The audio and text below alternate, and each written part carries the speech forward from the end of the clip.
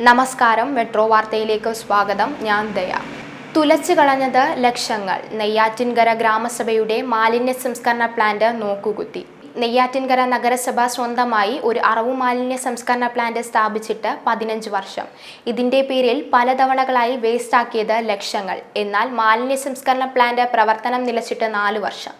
അറവു മാലിന്യങ്ങൾ ഒഴുക്കിവിടുന്നതാകട്ടെ മരുത്തൂർ തോട്ടിലേക്ക്. നെയ്യാറ്റിൻകര നഗരസഭാ മന്ദിരത്തിന് 200 മീറ്റർ അടുത്തുള്ള TB ജംഗ്ഷൻ ചന്തയിലെ മാംസാവശിഷ്ടങ്ങൾ നിക്ഷേപിച്ച് സംസ്കരിക്കുന്നതിനാണ് 15 വർഷം മുൻപ് പ്ലാന്റ് നിർമ്മിച്ചത്.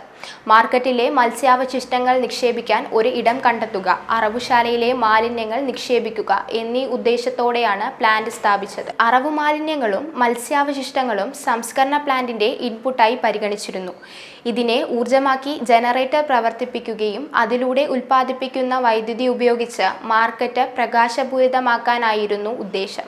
ഉപയോഗശൂന്യമായി കിടന്ന മാലിന്യ സംസ്കരണ പ്ലാന്റ് തുടക്കത്തിൽ എല്ലാം ഭംഗിയായി നടന്നിരുന്നുവെങ്കിലും നഗരസഭാ ഉദ്യോഗസ്ഥരുടെ അലംഭാവം കാരണം പ്ലാന്റും ജനറേറ്ററും ക്രമേണ പ്രവർത്തനരഹിതമായി. സമയബന്ധിതമായി പ്ലാന്റിന്റെയും ജനറേറ്റർ റൂമിന്റെയും പരിരക്ഷ നഗരസഭാ ഉദ്യോഗസ്ഥർ ഏറ്റെടുക്കാതായതോടെ 1ാം ഘട്ട സംസ്കരണ പ്ലാന്റ് അവതാളത്തിലായി.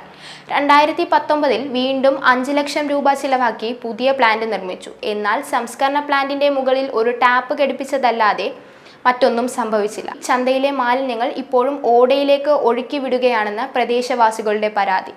ഓടയിൽ ഒഴുകിയെത്തുന്ന ചാണകവും അറവു മാലിന്യങ്ങളും തെളിഞ്ഞൊഴുകിക്കൊണ്ടിരുന്ന മരുത്തൂർ തോട്ടിലേക്ക് എത്തിയതോടെ പകർച്ചവ്യാധി ഭീഷണിയിലാണ് നാട്ടുകാരും വ്യാപാരികളും. ലക്ഷങ്ങൾ ചിലവഴിച്ചിട്ടും മാലിന്യ സംസ്കരണത്തിനോ വൈദ്യുതി ഉൽപ്പാദിപ്പിക്കാനോ നഗരസഭയ്ക്ക് സാധ്യമാകുന്നില്ല. ചന്തയ്ക്ക് പുറകുവശം നിലവിൽ മാലിന്യ കൂമ്പാരമാണ്. ന്യൂസ് ഡെസ്ക്, മെട്രോ വാർത്ത.